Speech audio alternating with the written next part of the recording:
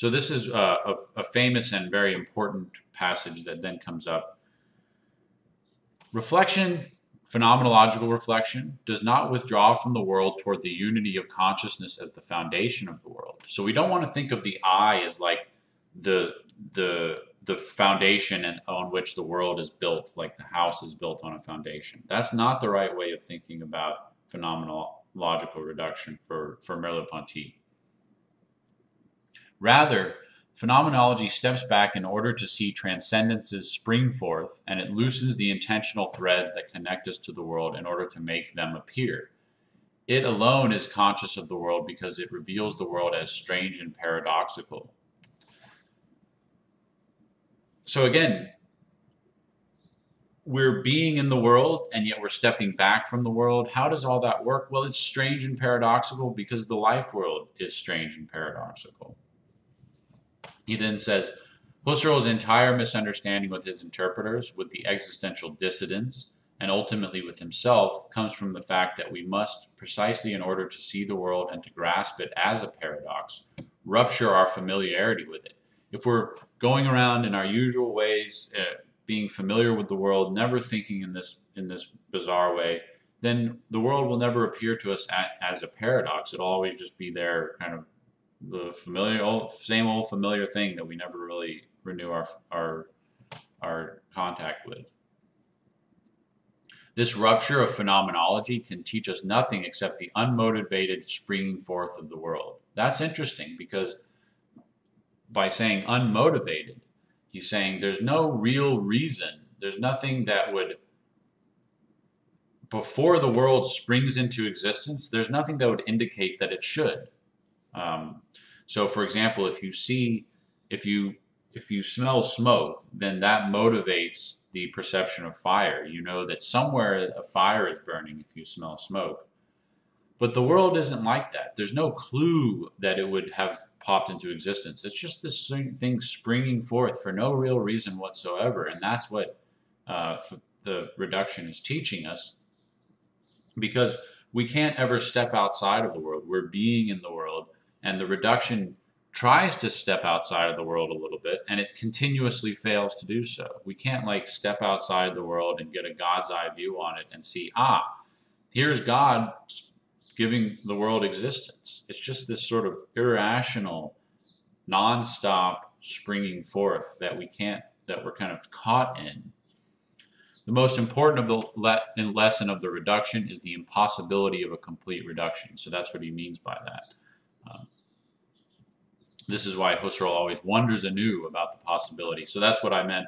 I've made reference in lecture several times to how Husserl kept rewriting introductions to phenomenology because he kept needing to reformulate phenomenological method. And he was tormented over whether the reduction that he wanted to do was really possible or not.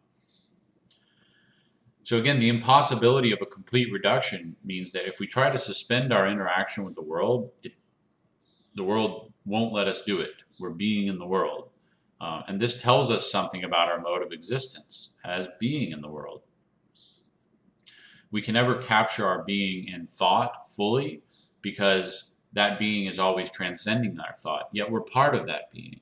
Right? So there's a loopy kind of knot there that is difficult to fully rationalize. Finally, he takes up intentionality. Now, of course, this is a central Husserlian concept, and here Merleau-Ponty is going to give his take on it. This is a very important passage. Remember, intentionality, most fundamentally, is the principle that all consciousness is directed on the world. When I perceive something. When I think about something. When I imagine something. I'm imagining Harry Potter or imagining a mythical creature. There's some content or object of my imagination, some content or object of my perception. When I hope for something. All of these things are directing me on the world. So all of my consciousness is always world-bound, worldward. So that's what he means when he says Intentionality is to recognize consciousness itself as a project of the world, as destined to a world. That's the arrow kind of pointing us to the world. And intentionality neither encompasses nor possesses the world, but it never ceases to be directed at the world. He says the world is the pre-objective individual whose imperious unity prescribes knowledge as its goal. So what does that mean? Well, again, the world is when we perceive, I perceive a book in front of me, and it's not just a disconnected book. The book is in the world. So there's this unity to all of our perceptions, and the world is that unity. And the world, Merleau-Ponty is calling the world pre-objective, meaning it's the subjective space where we live. Before we've ever had anything to do with science and objective truth, the world is the pre-objective unity, the subjective unity of our experiences. This is why Husserl distinguishes between act intentionality and operative intentionality. We need to distinguish between our thinking, our judgments about the world, our beliefs and judgments, our scientific striving towards objectivity, and our voluntary decisions, the things we deliberate about. We need to distinguish those between, that's one way of being directed at the world, to think about it, to have beliefs, to make judgments, to deliberate. Another way of being directed about the world is to just live in it, to just open our eyes and be in the world. And that's what he means by operative intentionality. So he says that operative intentionality establishes the natural and pre-predicative unity of the world and of our life. Pre-predicative means before we start talking about it, before we start using language. So it's living in the world, it's our life that we need to investigate.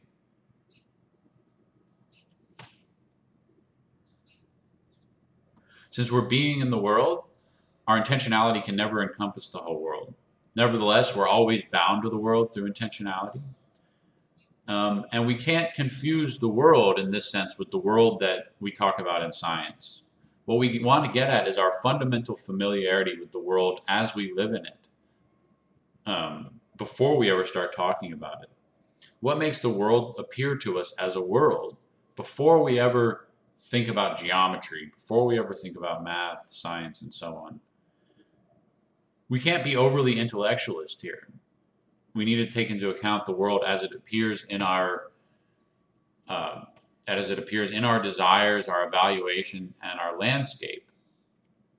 That and Merleau-Ponty is suggesting that in our kind of life that we live in the world appears more clearly than it does in objective knowledge. So there's some sense in which, yeah, science, unifies or clarifies things for us, but it also kind of confuses us in a large way, in a way that we weren't confused before we ever started thinking about science.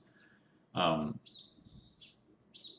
clear is it to you when you experience an emotion, right, or a desire? If you desire a loved one, that's very clear. There's no confusing that. And so we live in the world in a way where we have this fundamental familiarity with it or clarity about it, that then once we start thinking about the world, once we start deploying act intentionality and really making beliefs and judgments, then we start getting unclear about things. So it's not like we're spit into a world and we're very confused and then suddenly science clarifies everything for us. Really, science is what makes us confused. And there's this pre-scientific, pre-linguistic way of living in the world. That's the kind of intentionality, the operative intentionality that Merleau-Ponty is interested in. That's what he means when he says operative intentionality is the one that provides the text that our various forms of knowledge attempt to translate into precise language.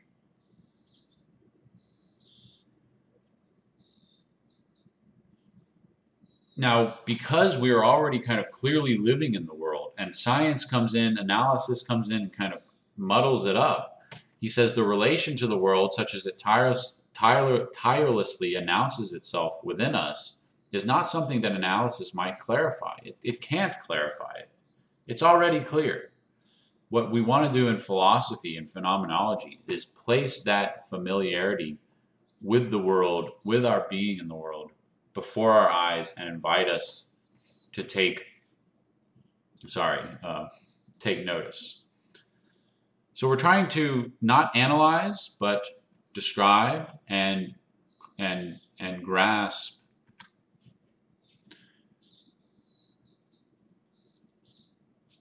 So finally, he says that his final way of conceiving of phenomenology here in the preface is to say that phenomenology, if everything I've said is right about it, is an infinite task. It's something that's never going to be completed. It will thus be indefinitely doubled. It will be, as phenomenology will be, as Husserl says, an infinite dialogue or meditation. And to the very extent that it remains loyal to its intention, it will never know just where it's going. So we have to be open to whatever we find there. We can't say our endpoint is this, and we're just going to take these steps to get to that endpoint. We're going to have to be willing to just be open to whatever comes. The unfinished nature of phenomenology and its inchoate style in which it proceeds are not the sign of failure. They were inevitable because phenomenology's task was to reveal the mystery of the world and the mystery of reason. So this is something that's never going to be completed. Every new day requires new phenomenologizing. It's not like we're going to be able to just get it all down, list 1 through 100, and there it is, we're all done. It's something that the problem or a mystery that's going to renew itself and require renewed effort. Just like if you've ever done meditation, you know that, well, say you do a 2-week retreat, that's not, okay, I've done my meditation, my 2 weeks are up, and now it's a done deal. The goal, the idea is that you have to do this every day. So maybe another example is, say, to ask, when are we going to be done phenomenologizing? Would be like asking, when am I going to be done exercising? Or when am I going to be done brushing my teeth? Or when am I going to be done showering? Well, it's not like you can take 100 showers through your life and then you're done and you never need to shower again, or you never need to brush your teeth again. It's something you have to do every day. And that's what he's saying here about phenomenology.